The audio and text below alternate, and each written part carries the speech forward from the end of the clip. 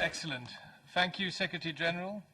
Colleagues, we now have roughly 35 minutes time for an exchange of views. I have a record list of requests to speak. More than 30 colleagues will take the floor. Unfortunately, not everyone will be able to speak. I will give the coordinators in AFET and SEDE priority. I ask for your understanding. But first, I give the floor to the chairman of our delegation for the relations with the NATO Parliamentary Assembly, our colleague Chris Peters. A warm welcome. Thank you, Mr. Chair. It's very friendly of you to give me the floor. First of all, thank you, Mr. Stoltenberg, to be here, to be present, and to give all this information. I have two short questions. First question is that I've read that President Trump proposes NATO expansion into the Middle East. My question is, what is your opinion about that proposal? And secondly, as chair of the European Parliament delegation to NATO, you know that we have a sui generis position. That means that we have no voting right like other representatives of national parliaments. Is it not the time to upgrade the European Parliament and its delegation? That's without the chair, of course, but it's, I think, the moment to upgrade the representatives of the European Parliament. Thank you. Wow, good questions, Chris. Thank you. And also, you set a good time frame for other colleagues. Is it okay that we have a round of coordinators, the groups? So we start with AFET, EPP, Michael Gahler.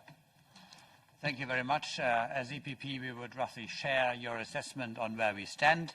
In one of your previous appearances here, you said we have 3 areas of closer cooperation between EU and NATO: building resilience together, building resilience with our neighbors, and cooperate more on defense investment. On the latter, how would you secure that we are, as between EU and NATO, not played one against the other when it is about the setting up of our European Defence Fund? So how is there the cooperation, the coordination in your view done? Then you are aware that strategic autonomy is a word that in NATO sources or circles causes sometimes some hiccups. Wouldn't you agree that we need to be able to decide on our own, especially you referred to Libya, where Turkey is perhaps not 100% on our line? So what shall we do, having no recourse to NATO resources if Turkey says no? Wouldn't you think that that alone would require a strategic autonomy so that we can do in Libya what we need to do? Thank you. Thank you. AFET Coordinator S&D, Tonino Pizzula. Thank you, President. Mr. Secretary General, you may feel very welcome in this House, like always. In this challenging geopolitical time, it's of crucial importance to maintain NATO unity and the political cohesion of its member states. Having in mind the recent EU reactions of Turkish actions in northern Syria, the Turkish drilling activities in the Eastern Mediterranean, as well as the overall increased Turkish autonomous activity in the region, which is not seen in line with the NATO political cohesion, how do you view the current state of play with a significant NATO member, Turkey? How do you view the closer relationship between Turkey and Russia, especially seeing them exerting influence in the region and having in mind that Turkey recently bought Russian missile defense system? Thank you. Thank you, Tonino. For the Renew Group, Mr. Kuchuk. Oh, Petra, sorry. Thank you, David. Thank you, General Secretary, on your statements, and I assure you that the Renew Europe is looking forward very much to work along many lines you have mentioned. We are very much in favor of further development of European Defence Union, and I will do whatever it takes to make sure and bring guarantee that 22 members we share between EU and NATO will stand together at any timing of further challenges we might face. General Secretary, I have a request to you to comment next week's very sad event which is coming on our agenda. It's UK's departure. United Kingdom is about to leave, and what is your take on it? What could be done, and what could be guaranteed in order to keep UK as a close partner of European Union, definitely as a full-fledged member of NATO? from my point of view, now we're facing a challenge, not just developing transatlantic relations, but trans-channel relations as well. I mean, it's coming up on agenda. And my second point would be request for your comments on like-minded partners, which we might involve in all our activities, which are so needed worldwide, bringing peace and stability. I mean, what is your take on the list of like-minded? I hope it's long enough. Thank you, Petras. For the Greens, Reinhard Bütikofer. Thank you, Chair. Thank you, Secretary General, for being with us. I would like to ask 3 fast questions. Number one, NATO just recently, for the first time, dealt with China. And you reiterated, over here, sir, and you reiterated that by highlighting challenges and opportunities. I would like you to focus on the challenges. What are the most important challenges in that regard? And would it be good if NATO would provide a stronger presence in the South China Sea? My second question is, what is, in your opinion, NATO's role on dealing with the Libyan mess? And my third question, the buzzword strategic autonomy has already been mentioned by Mr. Gala. Sometimes I feel this buzzword comes with anti-NATO undertones. So I would be interested in hearing your favorite definition of strategic autonomy. Thank you. For the ID group, Jérôme Rivière. Merci, Monsieur le Président. Monsieur le Secrétaire Thank you, Général, il y a Chairman. beaucoup à dire sur Secretary General, l'OTAN. there's a lot to be said about NATO. Bonjour. Il y a beaucoup à Yes, dire good sur afternoon. l'OTAN et sa There's a lot to say transformation about depuis la fin de la guerre NATO froide. and its En transformation vous since the écoutant, end of the d'abord, j'ai Cold eu War. l'impression Listening to you, d'avoir I get the d'entendre un impression représentant des États-Unis, mais that I'm après tout, listening ce to a n'est pas US étonnant. Les Américains representative, sont les but it's not really principaux surprising contributeurs as the United States et vous are the défendez biggest votre budget. contributor and you are defending Mais your lorsque budget. j'entends vos But when I hear you, propos récents assez what you recently emplis de said, mansuétude vis-à-vis de la Turquie, cela pose un problème plus important. about Turkey in La very Turquie est calm un way, protagoniste actif des gives me conflits cause for syriens et concern. libyens. Turkey is an Et active à chaque participant instant, in nos the règles Syrian d'assistance à and Libyan l'intérieur de crises. l'Alliance And pourraient nous entraîner dans des conflits où at any les intérêts stage, stratégiques des pays de l'Union européenne the seraient mis à mal. La of this Turquie kind viole could, la souveraineté de Chypre, draw us État membre de into, l'Union européenne. problems, M. Erdogan ne violating cesse the rights of d'interférer Cyprus. ouvertement dans les Erdogan affaires is, intérieures de la France ou interfering de l'Allemagne, in the internal finance affairs des of France and associations Germany, communautaires. Le même financing M. Erdogan communist instrumentalise groups, les migrants instrumentalizing pour racketter l'Union européenne migrants, qui, par to extrême extort money faiblesse, from the EU, paye who, encore in their et great toujours. weakness, are still Face à cette situation qui montre, providing à mon funds. sens, l'obsolescence de cette And I think this alliance, shows the j'aimerais obsolescence of the comprendre alliance. votre mensuétude, I would like to votre stratégie. understand why you Pour are ma so part, et je gentle vous le dis, towards je n'y vois Turkey. plus What is vraiment your strategy? l'intérêt de la Quite France. honestly, I don't see that there's any interest in this for France anymore.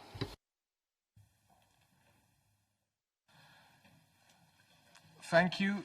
We have both coordinators from the ECR present. I wanted to ask Anna Fatigue, is it okay if I give the floor to Jeffrey van Orden? Because I think it might be his last time he takes the floor as the member of AFET. I hope that both of us can speak. Oh, okay. I hope He has said but yes, I give him the floor first. Okay, for good trans-channel relations, Jeffrey van Orden, the floor is yours. Very kind, Chairman.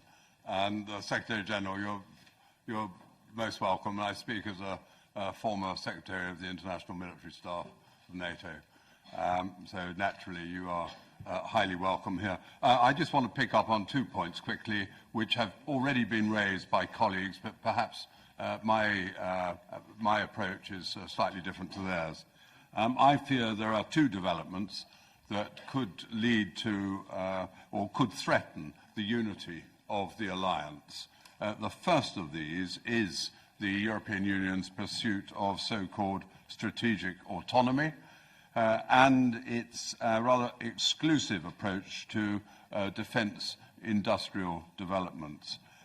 In spite of lip service to NATO, I have to say, I feel that this could lead to a divide between continental Europeans and North American allies. My second concern, well, actually, it is the lack of concern for Turkey's interests and the EU's cold shoulder which may tempt Turkey increasingly to seek allies elsewhere. We need to keep Turkey on side, and it worries me, this tendency. I'd welcome your comments. Thank you.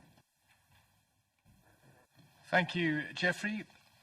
Would somebody like to take the floor from the GUI group? We have no request to speak. Yes, Ms. Demirel. Or one of you, please. Ladies first. Dankeschön, Herr Vorsitzender. Thank you Dankeschön, very Herr much, Chairman. Thank you, Generalsekretär Secretary Stoltenberg. Sie haben General eben angemerkt, Stoltenberg. You Investitionen, have dass just die said Investitionen that steigen aller investments are NATO-Mitgliedstaaten. growing, Das that sei ja all eine positive NATO Entwicklung. members have to Das möchte invest ich an more dieser money Stelle als in Vorbemerkung defense, and that is a anzweifeln. positive, Das ist and you was said that was a positive Positives, dass development, immer but I mehr would Geld in cast Rüstung doubt investiert on wird. Aber it Sie haben being a positive konkret thing for Defender more money to go 2020 into angesprochen. armaments. Dazu habe ich mehrere Fragen. Insgesamt sollen ja I've got 37.000 US-Soldaten questions verlegt about werden über Deutschland, the Polen, US Baltikum. Und in der soldiers Begründung being heißt es, der Übung deployed heißt es, dass man for übt gegen einen exercises gleichwertigen Partner. in Ich Eastern habe mich Europe gefragt, wer ist dieser gleichwertige Partner against für diese a Übung in partner Europa, auf dem europäischen Kontinent? on an equal Haben Sie da footing. Well, vielleicht eine who is this konkretere Antwort? Wer partner könnte es sein? on the European continent? Do you Und have an dann wäre answer natürlich for für who uns that relevant might die be? Verbindung zu And then PESCO und the Military link to Mobility, die PESCO and Verzahnung military dieser Übung von Defender mobility. 2020 auf der europäischen Ebene. The Und wir wissen, dovetailing dass of die these USA Defender 340 2020 exercises. Millionen We've Dollar also ausgibt für diese heard Übung. Wie about sieht es the aus mit enormous den anderen budget being Mitgliedstaaten invested der by the Europäischen US Union und in der these NATO-Mitgliedstaaten exercises. What natürlich in dem about Falle? Und last other but not least habe ich NATO eine members? weitere And Frage an finally, Sie. Vor der letzten I have a Versammlung question. der Before the NATO last hat NATO Herr Macron assembly, von einem Mr. Hirntod der Macron NATO gesprochen. said that Wir wissen, NATO dass was die brain Widersprüche dead. innerhalb We der know that there are NATO-Mitgliedstaaten contradictions sich between zuspitzen, NATO members, and they are Handelskriege etc., increasingly dass coming die to the Widersprüche fore. innerhalb der großen Rüstungskonzerne sich zuspitzen, die EU auch eigenständig aufrüstet. The Wie EU is schätzen now Sie überhaupt die wanting Zukunft to der build up its own NATO defense ein? industry. So how do you view the future of NATO in Danke, this Frau context? Kollegin. Secretary General, first round. Yeah. I felt a bit like, during the hearing, of Mr. Borrell. I think he got less questions than you did. Feel free to answer as many as possible, starting with Chris Peters' question until Ms. Demirel's comments. Thank you so much. I will really try to answer all the questions, at least address all the issues that was raised. First, Mr. Peters asked me about when the US or President Trump asked for more NATO in the Middle East, what does that mean? So first of all, that's exactly, I'm not able to tell you simply because we are now discussing what does that mean. So there is now a process inside NATO, but also with our partners and not least with partners in the region, with Iraq, Jordan and other partners in the region, about if NATO is going to do more, what more could we do? So I cannot give you conclusions. I can just describe the process which is going on. I believe there is a potential for NATO to do more, but as I stated, not mainly in combat. Also, the issue we are looking into is not whether we can launch new combat operations. The issue is whether we can do something that prevents us from being forced into new combat. Prevention is better than intervention. And if you look at Iraq, I just strongly believe that if we don't act now, we may be forced back in combat. Because back when, I was against the Iraq war in 2003. I was a Norwegian politician. We didn't support that at all. But to be honest, I think perhaps the West left a bit too early when we left, because then suddenly ISIS came back. And then we all agreed, at least from left to right in Europe, that we had to support the military intervention in 2014 to combat ISIS. I cannot speak on behalf of all of you, but at least the countries I know, from the left to the right, we all agreed that we could not just stand idle by and see ISIS grow and kill people, rape women, and not only threaten to control a big territory, but actually threaten Baghdad and the whole of Iraq. So therefore, there was a broad agreement, despite what we thought about the Iraq war in 2003. And again, I was against. But it was a very broad agreement that we needed to go back into combat, and we launched a big military operation with thousands of airstrikes, some forces on the ground, special operation forces, and we paid, the coalition paid, but not least the people in Iraq, the security forces in Iraq, they paid a very high price. And the civilians pay the high price. The liberation of Raqqa was a very, was a very hard effort, and many people paid the high price for that liberation. And also Mosul, also civilians. We must prevent that from happening again. And therefore we need to build some local capacity so they prevent ISIS from coming back. And therefore I think that what NATO can do in Iraq is to build more capacity, train more forces, help them. That will not solve all problems, but what I can tell you, if we don't do that, we will have a big problem for certain. And then we may end up 2-3 years down the road back in the big combat operation. So I just really believe that to avoid a new combat operation in Iraq, Syria, in that part of the region, we need to go heavy in and train. Build local, also build everything from Ministry of Defense, institutions, command and control to train forces. NATO can do that. We already do it, but we can scale up. We have a US-led coalition which provides a lot of training. NATO provides training. We can perhaps look at how we do that together. I have an open mind. We are discussing this with, I had a discussion with the Iraqi Prime Minister last week. I'll meet the Iraqi the President later on this week. We will not do anything without, we are there by invitation from Iraq, but they actually ask us to do training. Because they understand that they need stronger local capacity to be sure that ISIS does not return. So my answer is, first of all, I cannot give you a precise answer because we are not concluded. But what we are looking into is what can we do to, in the region, but in Iraq in particular, to build local capacity. I mentioned also Jordan and other countries where we can do more. Then you asked me about the European Parliament, that's not for me to decide. If I, as Secretary General, started to try to dictate the European Parliament, the NATO Parliamentary Assembly, then I would have been in deep trouble. So this is for the NATO Parliamentary Assembly to decide what's the relationship they have with the European Parliament. Then I had several questions, and I need to group them a bit, about European defense, the European Defense Fund, strategic autonomy. I support more EU efforts on defense. I think it's, why shouldn't I? NATO has called on more EU efforts on defense for years. So if the European Union starts to invest more in new capabilities, to increase defense spending, to address the fragmentation of the European defense industry, we should only welcome that. No problem. The only thing I also convey at the same time is that, and that's exactly the same as, for instance, Ursula von der Leyen expressed in her speech to the European Parliament, that this is not about establishing an alternative to NATO or competing with NATO. More than 90% of the people living in the European Union, they live in a NATO country. So when you strengthen defenses of the European Union, you also increases the defenses of NATO allies. And that's the only good thing. As long as it's not undermining NATO and not duplicating NATO, but complementing NATO. So when there is a new drone or a new plane or a new battle tank developed through the European Defence Fund or PESCO, it should of course also be available for NATO operations. And that has been clearly stated, so then it's okay. But if these new, systems are creating new barriers against NATO allies and non-NATO allies or EU allies, then it will be dangerous. Because it is also stated actually in the EU treaties that for those EU members who are members of NATO, NATO remains the cornerstone for collective defense.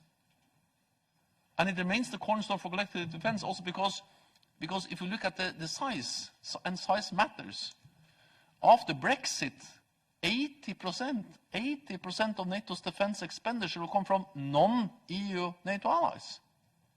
3 of the 4 battle groups we have in the eastern part of the alliance will be led by non-EU allies. United States, Canada, and United Kingdom.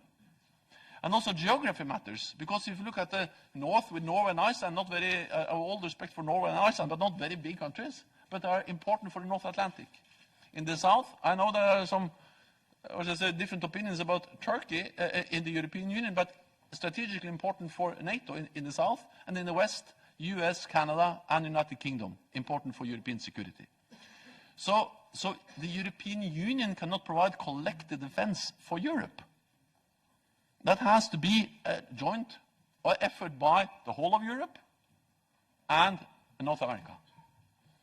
And then I try to then also address the issue of strategic autonomy.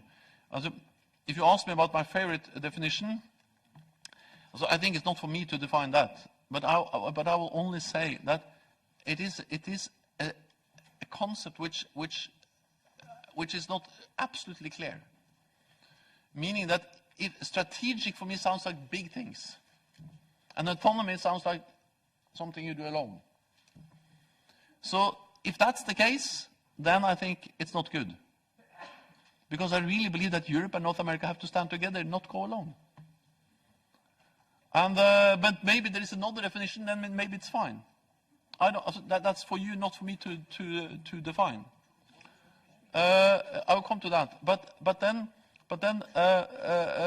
because I believe that any attempt to distance Europe from North America will not only weaken the transatlantic bond, which I believe in, but it will also divide Europe. So it will weaken Europe too. I know a lot of European countries who will not accept a weakening of the transatlantic bond. So therefore, if you try to divide Europe from North America, you will also divide Europe. We need to be together, Europe and North America. Yeah, and now I speak on behalf of all of us, because I am a European. And I actually strongly believe in the European Union. I have fought twice to join this club. I failed, but that's another thing. But you can hardly find a politician in Europe which has been campaigning so much for the European Union as I have. Because I participated in 2 campaigns, trying to convince Norwegians to join. So I strongly believe in the European Union, but not as an alternative to the transatlantic family, but as an important part of the transatlantic family. Then Turkey, Northern Syria, and those issues. Well, I went to Istanbul a few days after that military intervention and expressed in Istanbul, standing together with the Minister Çavuşoğlu, and also after meeting with President Erdogan, that I was deeply concerned about the consequences of that military intervention. And also stated the importance of reducing tensions and stopping the fighting. Then some days after, we had the agreement between the United States and Turkey, and there are many problems that still remains, but at least the fighting in that part of Syria has gone significantly down. We need to build on that to find a political solution, a peaceful solution to the conflict in Syria. NATO strongly support those efforts. Then I also, of course, know that there are, NATO is the alliance of 29 allies. There are differences, and there have been different opinions, views about how to deal with the situation in northern Syria. That's correct. No way to hide that. And NATO is also a platform where actually allies meet and criticize each other when they disagree. And that's part of why NATO is important. The good thing is that we agree on some very important issues also related to the situation in the Middle East, Syria, the importance of fighting terrorism, the importance of providing more support to Iraq, and the importance of being part of the global coalition to defeat Daesh, so Daesh is not able to return. Let me also add that Turkey is an important ally. No ally has suffered more terrorist attacks than Turkey. They are important in the fight against Daesh. They are the only ally which is bordering Syria and Iraq, and the progress, the achievements we have made in that fight has not least been made possible by using Turkish bases, infrastructure, to fight Daesh. Then Brexit. So Brexit will not change UK's relationship. It will change UK's relationship with the European Union, but not with NATO. You asked me what should we do to keep them close. Well, for me, that's yet another argument for close NATO-EU cooperation, because close NATO-EU cooperation brings all European allies together, regardless of whether they're EU members or not EU members. And it's also our argument for having NATO as a political platform to bring all allies together, again, regardless of whether they're EU members or non-EU members. Like-minded partners, if you mean that we should work more with like-minded countries, I strongly believe in partnerships, so that's something I support. Then Butikoffer, China challenge. So first of all, we are not going, the idea is not to move NATO into the South China Sea. But the challenge is that China is coming closer to us in cyberspace, in investing heavy in our critical infrastructure, in Africa, in the Arctic. So we need to respond to the fact that China is coming closer to us. So it's not about moving NATO out, but also the fact that China is now developing weapon systems which more and more are able to reach all NATO allied countries, including Europe. Libya. Well, I'm strongly in favor of supporting the UN-led efforts to find a political solution. I welcome the conference that was held in Berlin. We need a ceasefire, we need to implement the arms embargo, and NATO is a strong supporter of that. So that's the short answer to how to deal with the very difficult situation in Libya. There's no easy way out, but we need a political negotiated solution. Let me also add that in one way, the Libya operation, for good or for bad, shows how NATO and EU can work together. I was Prime Minister in 2011 when the Libya operation was launched. It was launched totally without NATO. I was actually in Paris, and it was Norway, Denmark. There, I remember I was together with the Danish Prime Minister, and we had Sarkozy, and we had Cameron, and it was a European initiative to launch the military campaign against Libya. And I was part of that. So I'm not ashamed. I'm fully taking responsibility for that.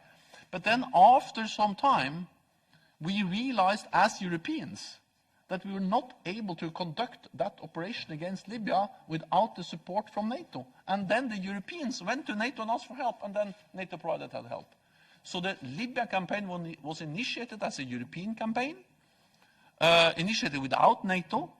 But after some days, we realized that we didn't have the capabilities, so we went and then we utilized the NATO command structure and so on to fully implement that campaign, and also, of course, the support from the United States.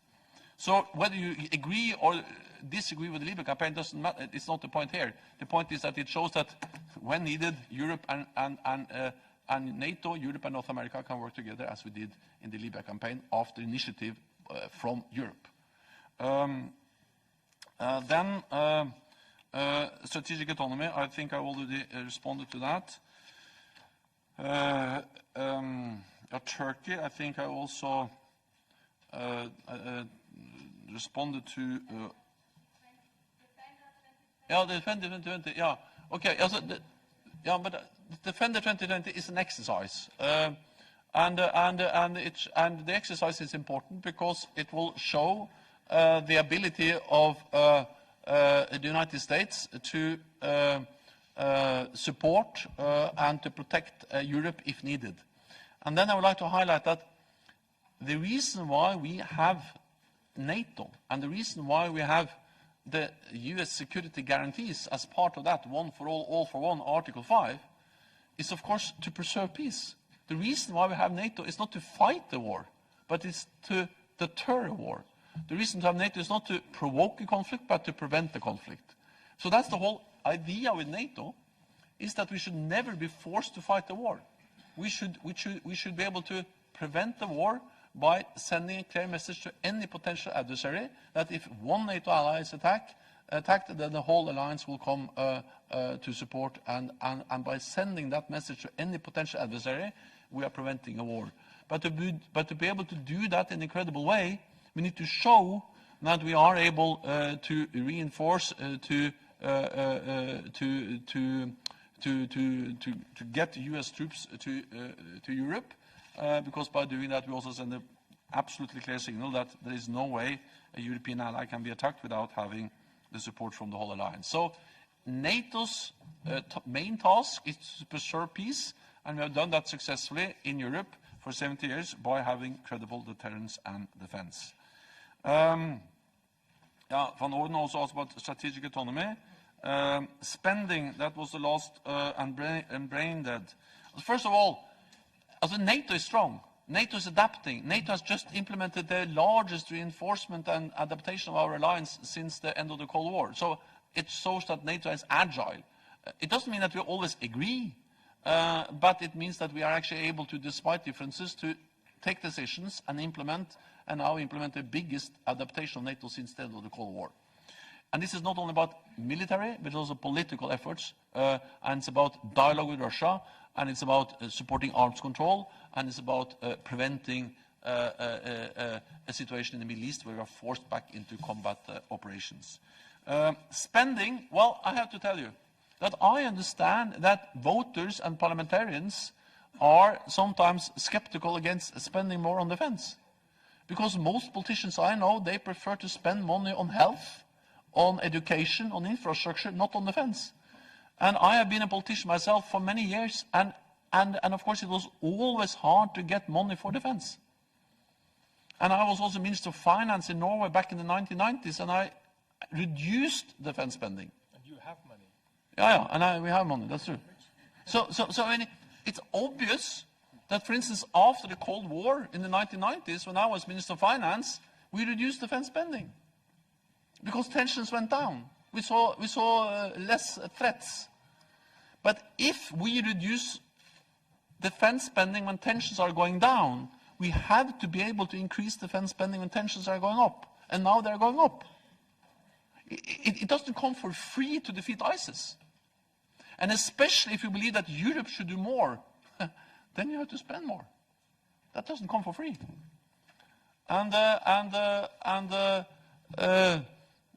We see a more assertive Russia, violating the INF Treaty, deploying new nuclear-capable missiles in Europe.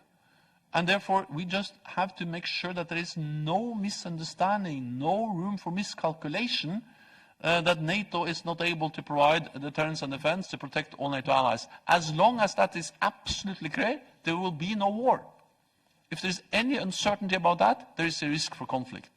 So therefore, to maintain credible deterrence, to prevent war, I regret to say, but we need to invest more in defense. Okay, it's not short, but you have quite demanding questions. I would like to give the floor immediately to Nathalie Loiseau. En français, merci Monsieur le Président et merci Monsieur le Secrétaire Général. Je vais essayer moi aussi d'aller rapidement pour résumer et conclure cet échange de vues qui paraît aujourd'hui très opportun. Je retiens deux éléments qui me paraissent essentiels. Le premier, c'est la conviction que l'OTAN ne peut pas faire l'économie d'une réflexion stratégique en profondeur. We must have strategic thinking as we face the Russian threat in various forms. Europe is also confronted with the terrorist threat from the Sahel region and the Middle East. Fighting against this must be a priority for Europe. At this moment, one of the members of the alliance, Turkey, is a challenge, as is the increase in tensions in the Middle East. We must remember that terrorism has not yet been overcome. You reminded us of that, Secretary General. And dialogue with Russia remains necessary. I'd also like to stress the need to step up European defense. It is a necessary point for the alliance and for NATO. NATO remains central for those who are a member of it. Europe perhaps doesn't do enough, and Europe is perhaps not listened to enough. Now, if one thing is sure, we want to be on the table rather than on the menu. Now, of course, NATO can't do everything for us. we will assume our responsibility when it comes to the defense of our continent. We won't end discussions on these issues today. That's why I remind you that the Subcommittee on Security and Defense will continue to be in touch with NATO, and on the 23rd of January, in 2 days, we will be talking about the two challenges that the alliance is confronted with in the presence of the Secretary, the Deputy Secretary General, and we will continue to be looking at the strategic priorities of Europe and the ways in which we can step up the indispensable partnership between the EU and NATO, which has progressed significantly thanks to you, Secretary General, and we would like to thank you for that.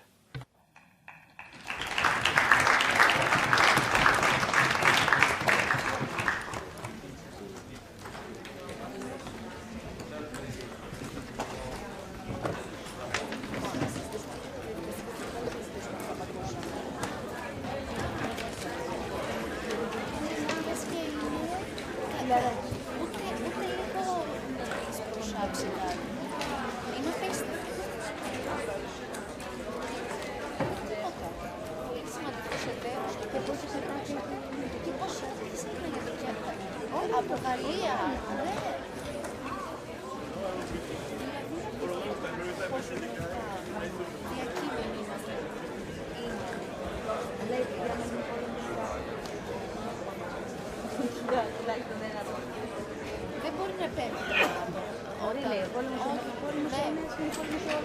Ναι, από εξωτερική απειλή, όχι από δύο κράτη-μέλη μεταξύ τους.